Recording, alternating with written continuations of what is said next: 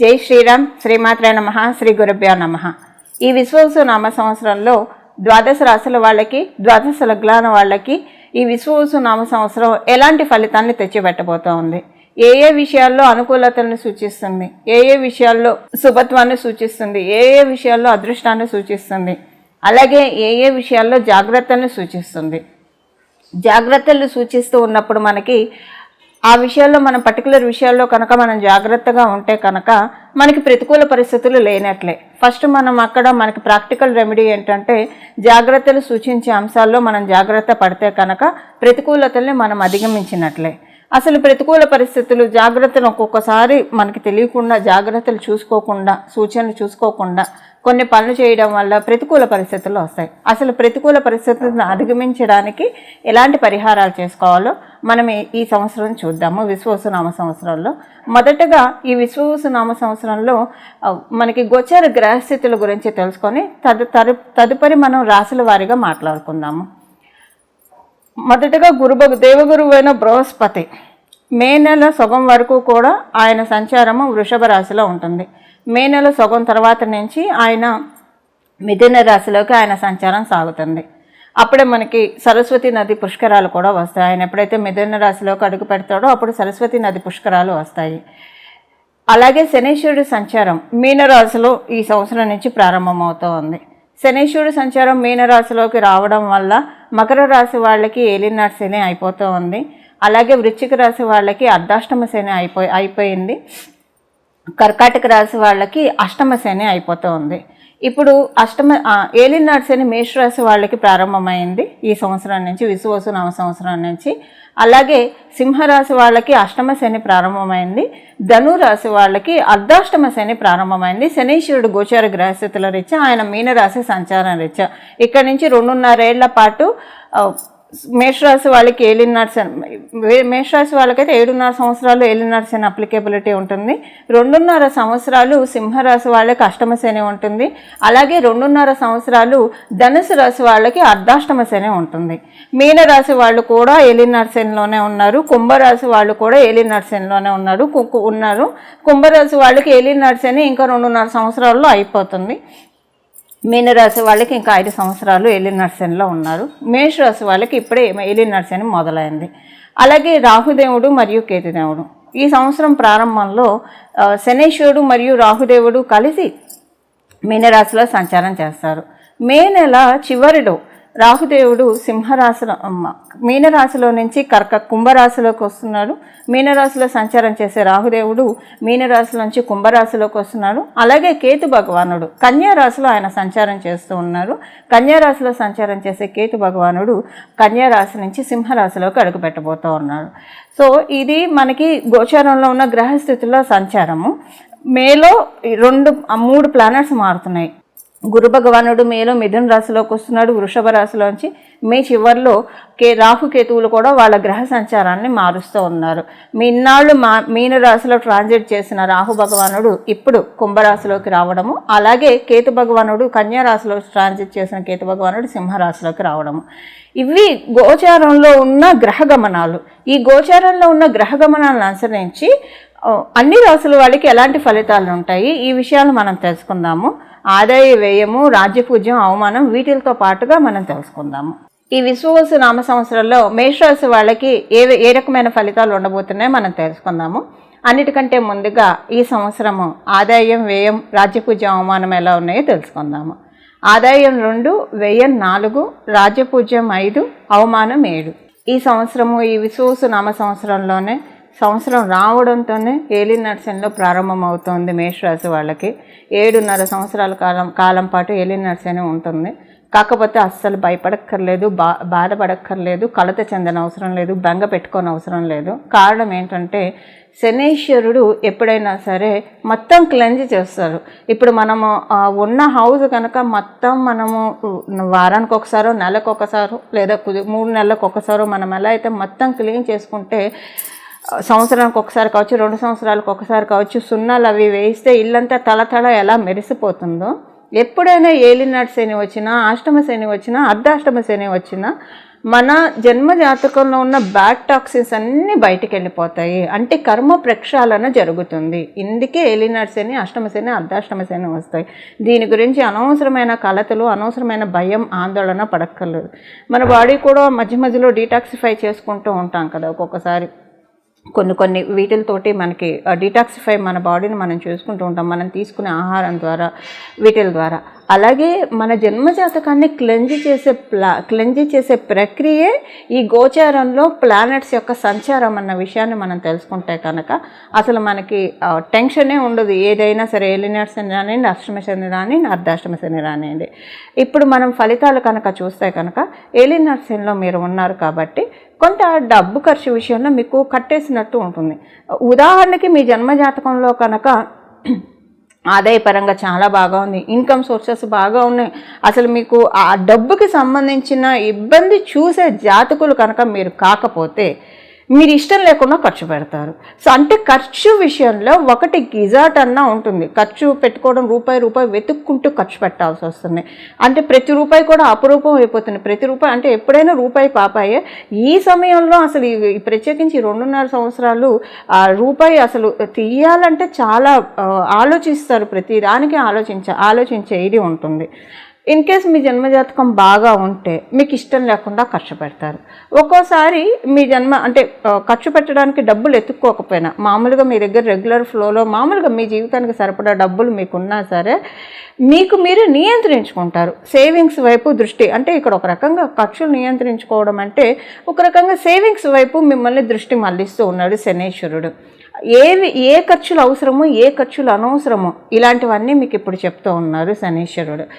అలాగే మీరు కనుక విదేశాలు వెళ్ళడానికి కనుక ప్రయత్నిస్తూ ఉంటే విదేశాలు వెళ్ళడం అయితే తటస్థపడుతుంది. ఈ సమయంలో మీరు అంటే ఇప్పుడు ఫస్ట్ టైం విదేశాలు వెళ్ళడానికి ప్రయత్నించే వాళ్ళ సంగతి నేను మాట్లాడుతున్నాను. ఆల్రెడీ మీరు విదేశాలకి చాలాసార్లు వెళ్ళొచ్చారు, లేదా మీరు ఆల్రెడీ విదేశంలో ఉండి స్వదేశంలో రావాలనుకుంటున్నారు. ఇలాంటి మీ అందరికీ పాయింట్ అప్లికేబిలిటీ ఉండదు. బట్ ఇప్పుడు విదేశాలు వెళ్ళాలని అనుకునే వాళ్ళకి ఇది చాలా మంచి సమయము. కాకపోతే కొంచెం మీకు టెస్టింగ్ పీరియడ్ కూడా ఉంటుంది. విదేశాలు వెళ్ళాలనుకుంటే చాలా లాగ్ అవుతుంది, కానీ ఫైనల్గా మీరు వెళ్తారు. ఈ 2.5 సంవత్సరంలో మీ విదేశీ యానం ఏదైతే ఉందో, మీరు ఎన్నాళ్ళు అయితే అక్కడ ఉండాలనుకుంటున్నారో అన్నాళ్ళు మిమ్మల్ని అక్కడ పర్మనెంట్ చేస్తాడు. మళ్ళీ మీరు ఎప్పుడు వెనక్కి రావాలనుకుంటే అప్పుడు వెనక్కి తెప్పిస్తాడు. ఎందుకంటే శనీశ్వరుడు ఏది ఇచ్చినా సరే లాంగ్ టర్మ్లోనే ఇస్తాడు, ఏది కూడా కొంచెంగా ఇవ్వడు. ఆయన పద్ధతి అంత. ఎక్కువ ఏది ఇచ్చినా సరే మనకి బ్లెస్సింగ్స్ ఇచ్చిన కర్సెస్, అందుకే ఏలినాటి శని జడంలాగా 7.5 సంవత్సరాలు ఉంటుంది. సో ఏదైనా లాంగ్గానే ఇస్తాడు, ఇబ్బందులు లాంగ్గానే పెడతాడు, సుఖాన్ని కూడా లాంగ్గానే ఇస్తాడు. ఇది మటుకు మనం మర్చిపోకూడదు ఈ విషయాన్ని. ఉదాహరణకి మీ జన్మజాతకంలో ఆ వృషభ రాశిలో శనీశ్వరుడు ఉంటే కనుక మీకు ఆదాయపరంగా చాలా బాగుంటుంది. అంటే ఇది మీ జన్మజాతకాన్ని మీరు పరిశీలించుకోవాలి. మీ జన్మజాతకంలో కనుక వృషభ రాశిలో శనీశ్వరుడు ఉంటే చాలా మంచి ట్రాన్సిట్ ఇది. మీకు ఏలినాటి శని ప్రారంభమైంది అన్న బాధ, బెంగ, కలత మీకు అక్కర్లేదనే చెప్పాలి. ఎందుకంటే చాలా గోల్డెన్ పీరియడ్గా మీకు ఇది ఉంటుంది. అందరికీ కూడా గోల్డెన్ పీరియడ్ అని చెప్పచ్చు. బట్ ప్రత్యేకించి ఈ గ్రహస్థితి ఉన్న వాళ్ళకి ఇంకా మంచి ఫలితాలు ఉంటుంది. విదేశాల్లో ఆల్రెడీ ఇప్పుడు విదేశాల్లో ఉన్నారు, లేదా విదేశాలకు వెళ్ళి స్వదేశానికి వచ్చారు, వీళ్ళకేంటంటే మీకు పనులు అన్నీ కూడా చకచక అవుతాయి. అంటే మీరు విదేశాల్లో ఏదన్నా పనులు తలపెట్టినా లేదా స్వదేశంలో ఏదన్నా పనులు తలపెట్టినా కూడా పనులు చకచక అవుతాయి. కానీ సహనాన్ని ఆయన చూస్తాడు. ఇప్పుడు మనకి ఒక మంచి పొజిషన్స్ తీసుకుంటే చాలా రౌండ్స్ ఇంటర్వ్యూస్ ఉంటాయి. అంత తేలిగ్గా ఏమి రాగానే ఒక 1 గోలో మన ఎవరినైనా ఇంటర్వ్యూ తీసుకొని సెలెక్ట్ చేసేసారు. చాలా ప్రాసెస్ ఉంటుంది. ఒక 5-6 రౌండ్లు తీసుకుంటారు. చాలా రౌండ్స్ తీసుకొని స్క్రూటినీ చేసి ఫిల్టర్ చేసి అప్పుడు పొజిషన్ ఇస్తారు. అలాగే ఇప్పుడు శనీశ్వరుడు మీకు పనులన్నీ చకచక చేసి పెట్టడానికి రెడీగా ఉన్నాడు, కానీ మీ సహనానికైతే పరీక్ష పెడుతున్నాడు. సహనం ఎంత సహనంగా మీరు అంటే ఒకవేళ సపోజ్ ఏదైనా ఒక పని లాగా అయింది అనుకోండి, ఈ రోజు ఖచ్చితంగా ఉంటుంది అని అనుకున్నారు, అది పోస్ట్పోన్ అయింది అనుకోండి, అస్సలు అసహనానికి, అసంతృప్తికి గురవ్వకూడదు. ఇప్పుడు శనీశ్వరుడు మీలో చూసే, ప్రత్యేకించి మేషరాశి వాళ్ళలో చూసేది సహనము, సంతృప్తి.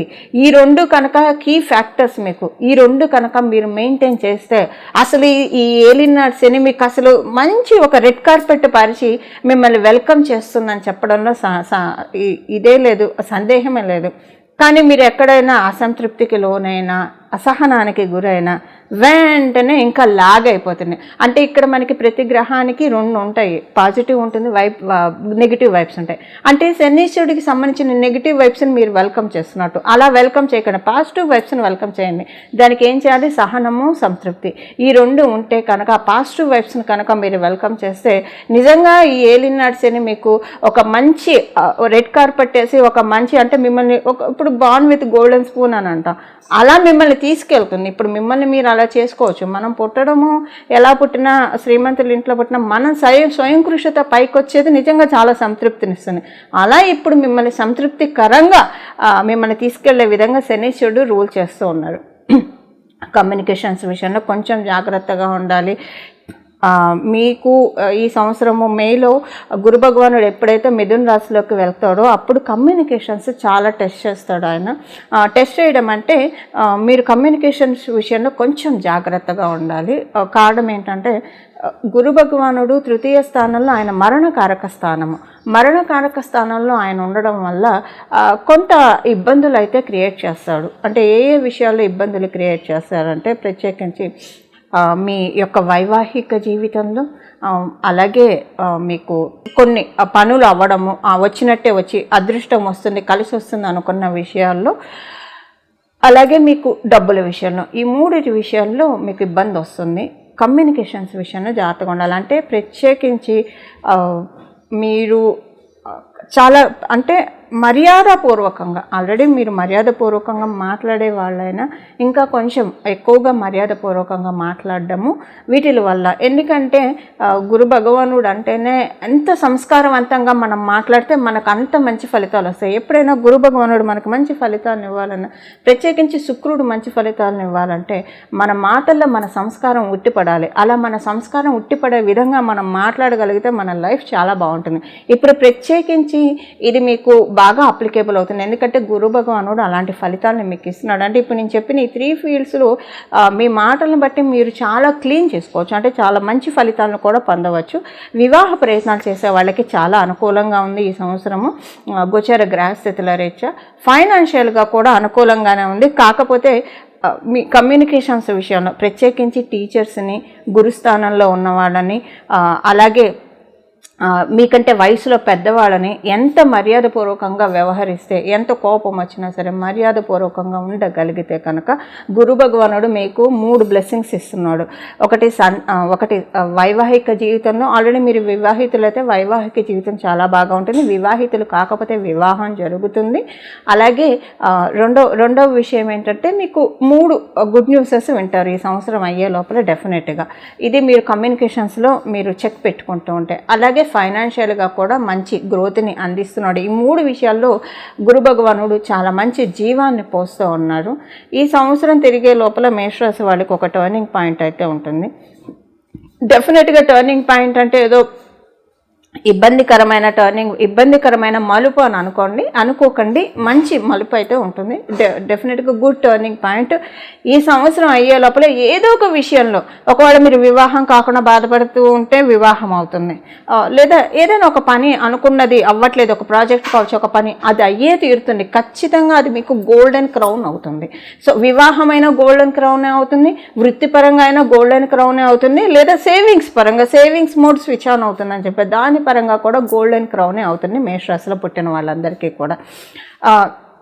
ఇంకా ఇవి ఈ మేషరాశిలో పుట్టిన వాళ్ళకి ఈ సంవత్సరం ఉన్న ఫలితాలు. ఇప్పుడు మనం చేసుకోవాల్సిన పరిహారం చూద్దాం. మేషరాశిలో పుట్టిన వాళ్ళు మీరు ఈ సంవత్సరం అంతా కూడా మేధా దక్షిణామూర్తి స్వామి వారి ధ్యానం చేయడము, మేధా దక్షిణామూర్తి స్వామి వారిని కావచ్చు, లేదా దత్తాత్రేయ స్వామి వారిని కావచ్చు, కృష్ణ పరమాత్మని కావచ్చు, ఎక్కువగా ఈ 3 ఆరాధిస్తాము అంటే ఇంకా మంచిది, చాలా మంచి ఫలితాలు వస్తాయి. లేదా ఎవరో ఒక్కడినైనా సరే ఆరాధించడానికి ప్రయత్నించండి. ప్రతిరోజు కూడా శ్రీ గురుదత్త జై గురుదత్త శ్రీ దత్త శరణం మమ, శ్రీ గురుదత్త జై గురుదత్త శ్రీ దత్త శరణం మమ, శ్రీ గురుదత్త జై గురుదత్త శ్రీ దత్త శరణం మమ. ఈ యొక్క నామాన్ని పట్టుకొని చూడండి. మీరు ఒక రోజంతా మీరు మనసులో అనుకుంటూ ఉండండి. నెక్స్ట్ డే లేదంటే వితిన్ 3 డేస్లో మీకు మంచి మార్పు డెఫినెట్గా కలుగుతుంది. మీకు అదొక ఈ నామం ఈ సంవత్సరం మీకు ఒక సెంటిమెంట్ అయిపోతుంది. ఇప్పుడు ప్రత్యేకించి ఇప్పుడే చూసే వాళ్ళకి ఈ నామము ఎంత సెంటిమెంట్ అయిపోతుందంటే భగవంతుడిని తలుచుకుంటే ఇంత బాగుంటుందా మనకి అన్నంత మంచి స్వీట్ రిజల్ట్స్ని ఆయన ఇచ్చే తీరుతాడు. నమ్మి చేయండి, మంచి రిజల్ట్స్ని పొందండి. ఇవి మేషరాశి వారికి ఈ సంవత్సరం ఉన్న ఫలితాలు. మంగళం. నమో భగవతే వాసుదేవాయ.